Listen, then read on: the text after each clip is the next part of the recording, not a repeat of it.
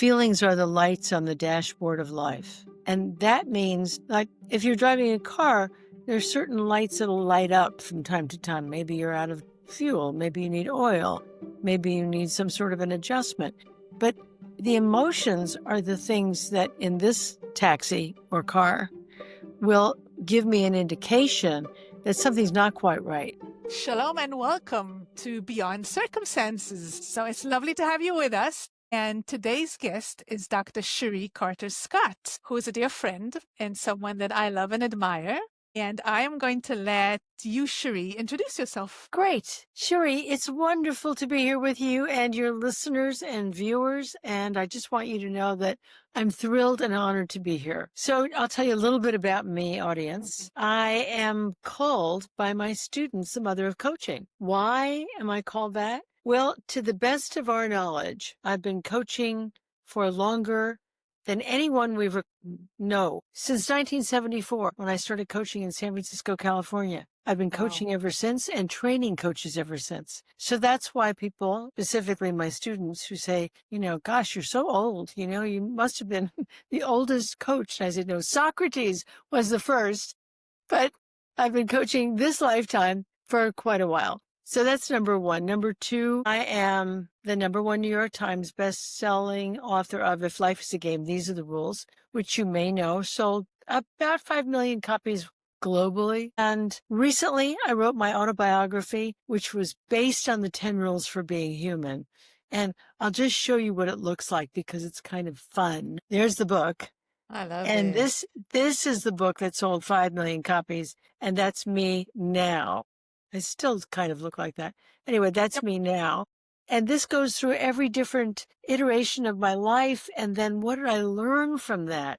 And then I asked the reader, what could you learn from this? What could you take away with you that would be valuable for you in being able to visit what I did? And so it's meant as a reflection. It's not about me and about my life. It's more about you, the reader, and what you glean from that.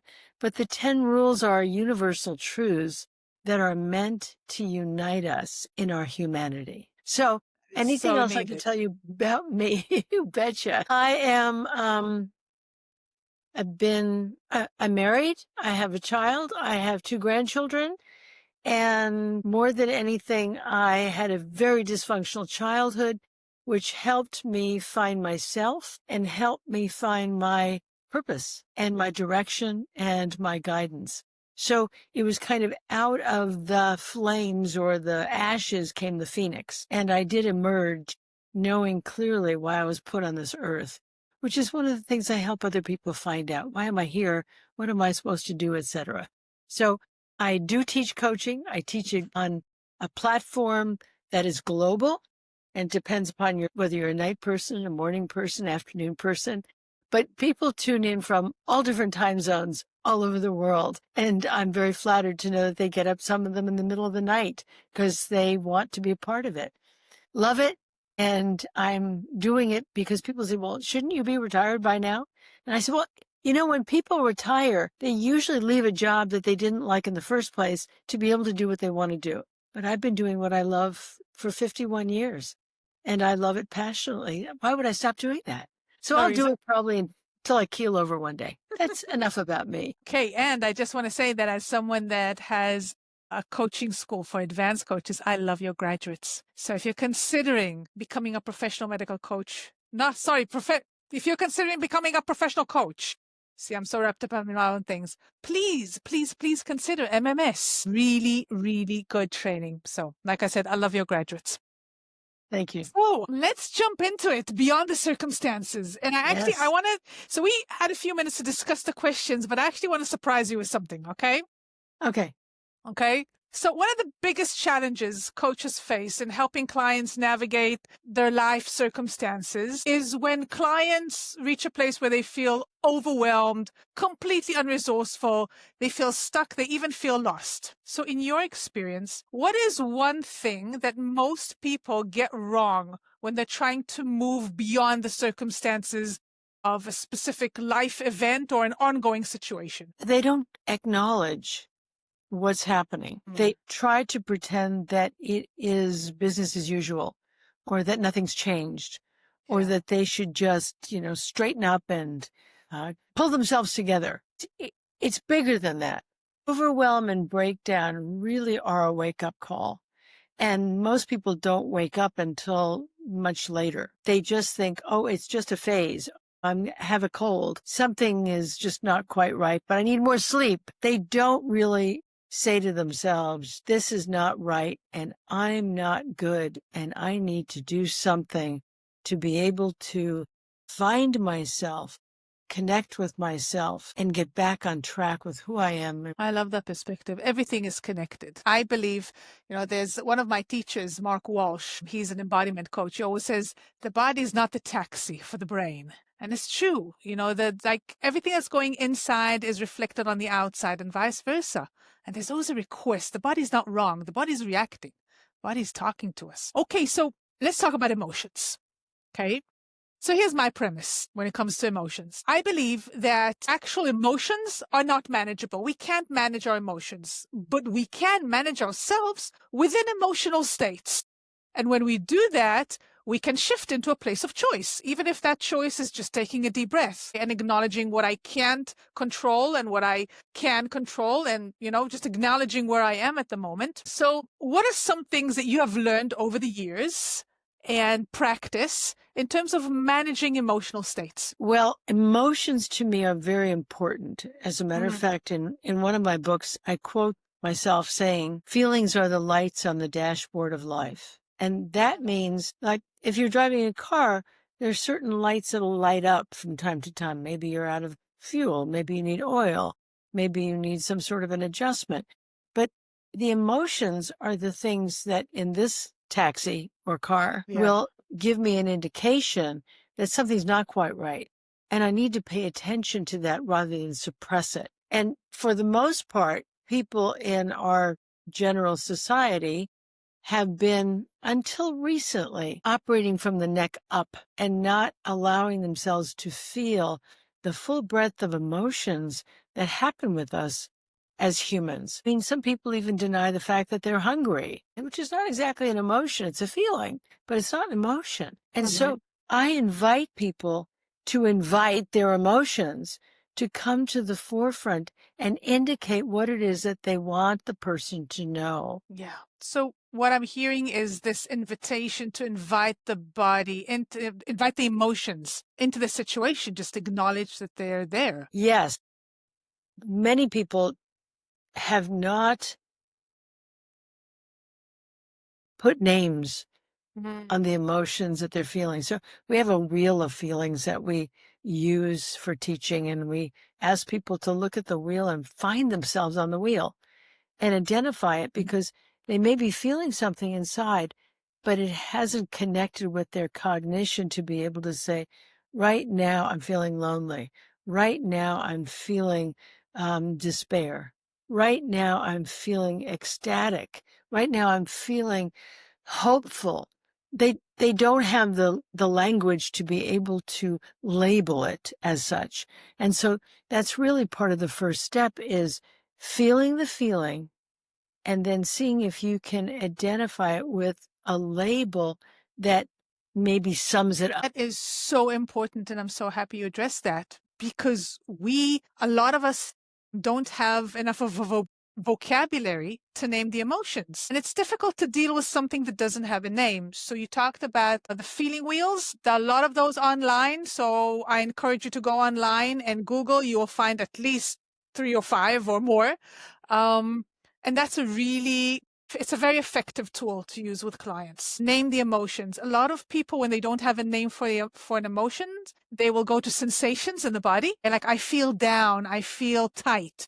Or they will use metaphors. I feel blue. I feel like I am trapped in a cage. But we want to create a language. A language expands our awareness. Great. So give yourself permission to feel. Call an emotion by a name. That's great. That will take you like more than 50% of the way.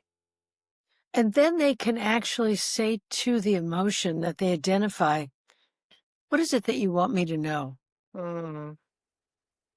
What is it that I can identify or connect with that will allow me to come closer to myself? There's so much compassion in that when we are ready to listen to ourselves. I love it. Okay. Another question. So I find that, I've been working many years with people in crisis, and I find that there are two things that can be potentially undermined by a crisis. One is our trust in ourselves. Okay. And the second is our ability to trust anchors that we created or external resources. So anchors are different truths and different things that for us, represented something that is solid and stable. So how do we help ourselves and clients rebuild confidence and clarity after a major crisis or life shift? That's a wonderful question, and it's something that we're all having to deal with right now because we're in the middle of a crisis. And depending upon where you are and how you're positioned and what your philosophy is depends on where your viewpoint. For me, self-trust is absolutely essential to be able to live our lives and to conduct our lives according to our inner compass. When trust is gone, we need to, as you mentioned, rebuild it, reconstruct it, sometimes brick by brick. But that trust is shaken. It pulls, it's like the proverbial rug of life has been pulled out from under us, and we don't have our footing anymore. We don't have our balance. We don't have our stance. We don't know where we are or what we're doing. I'll share a little story with you, which is that I was married to a man who had some issues about, his way and my way and our differences, and we're trying to iron them out. And one day we'd had a child together, wonderful little baby. And one day I came home from the country outside San Francisco, and I had Jennifer, who was 18 months old, with me. And I walked in the house and I called his name 3 times, louder and louder each time. And there was no answer. And that was strange because he was supposed to be home. And I looked around and I found a note. And the note said, "I've left and I'm not coming back." Oh. That was one of those proverbial rug moments that got pulled out from under me, where I had never been prepared for this moment. Nothing had ever set me up for, you can imagine what would happen when you. And so I really was shaken to the core. And out of that shock and disillusionment and betrayal and a variety of other emotions, I had to see if there was a way that I could start to rebuild the foundation of me, because that is what had that lifequake happen to it. So where do you begin? I began by reaching out to people that I trusted, who I believed would not judge me for not being together and on top of it and happy and smiling and moving on, because I thought that that was how I should be, but I couldn't be that way. It was too much of a lifequake. And so I reached out to my female friends and said, "I need help." And they were there and they rallied and they came to support me and to help me get back on my feet and go through the materials and find out that I was basically penniless. I had not 2 nickels to rub together because all the money was gone. That was the second shoe that dropped. And then I realized that what I had to do was to swallow my pride, go to every person that I knew and ask if they could loan me the money to pay the utility bills and to be able to get food on the table and to feed the child. Because I thought, I don't even know what to do or where to turn. Yeah. So they did. People believed in me and they said, I know you'll pay me back and that's not a problem. And here I said, whatever you can comfortably give me for this moment in time so that I can dig out from underneath the rubble that I feel is on top of me. And that's what I did initially. Reach out for help. Stop pretending that I can do it all by myself. I can't. And allow people to support me and be responsible about paying them back when I could. And I did. So here's what I'm hearing. When you lose trust, you ask yourself, what can I trust? You reach out, you give yourself permission to say yes. And also you ask yourself what you can do. And sometimes it's just letting go of your pride. And sometimes it's just inhaling and exhaling. That's a great formula. Okay. One last question. So what are some of your top resilience building techniques or tips that you would like to share with our audience today? Well, when you say resilience, I suspect you have a definition or a frame around that. I think our audience might need to know how you see resilience. Okay, so for me, and I know that there are many definitions out there, but for me, resilience is the ability to bounce back. And that's pretty much aligned with the definition of the American Psychological Association. But it's not about being knocked over or falling down. It's about the ability to stand up or bounce back. So there's something to do with flexibility. There's something to do with even considering that there's a possibility of bouncing back, and that the whole concept of enduring, digging your heels and facing the storm, that's not resilience. If you look at nature, how trees survive storms, it's the flexible trees. Okay, they bend and then they straighten up again. So that's my perspective. That's how I look at resilience. What about you? Okay, so, well, the only term that I have a little issue with is the bouncing back, because I have crawled back, but I haven't bounced back too much. And resilience to me is about finding the resources within and without to be able to come back to my essential self, who I am. And maybe that needs some redefinition because of what I experienced. But resilience to me is, it takes a lot of reflection time to be able to sort out for me, what can I do to soothe myself? What can I do to acknowledge myself? What can I do to love myself? Yeah. Because when I've gone through, experienced a crisis, usually it's the self-love that's missing. And as a female, I'm taking care of everybody else. Yep. And so the self-love is critically important, because there may not be anybody there to love me but me. And as a female, again, being there for other people, but not necessarily there for myself, being there to care for and about other people, whether it's parents, children, siblings, friends, people who need me, it's the focus out there of those people who I can care for and about that oftentimes give me definition of who I am. But what I need to do to be able to be resilient is to reconnect with myself and to see what I need to be able to function, and then beyond function. Yeah. I think that's radical. When we're talking about self-love for women, that's a radical act of resilience, because we are programmed to be caregivers even before we have care recipients. And then we always have care recipients. Sometimes we're caregivers when we are children and we're caring for our parents. Yes. So that's pretty radical. Thank you for that. That is such an important perspective. So we have a few minutes left. Okay, and I want to start wrapping things up.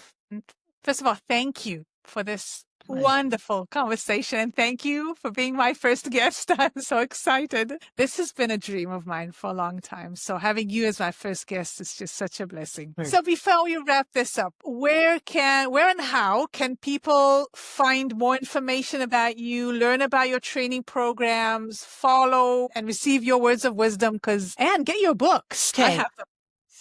I know you do.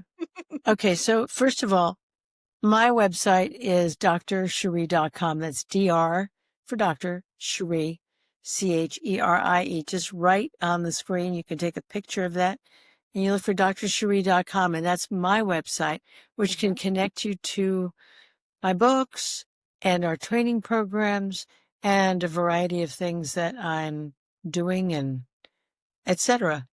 And you'll find me there, drcherie.com. It's that easy. And then you can go to the different social media sites that you want to go to. And I'm pretty much everywhere unless somebody has objected to something I have said or done and taken me down or, pretended they were me.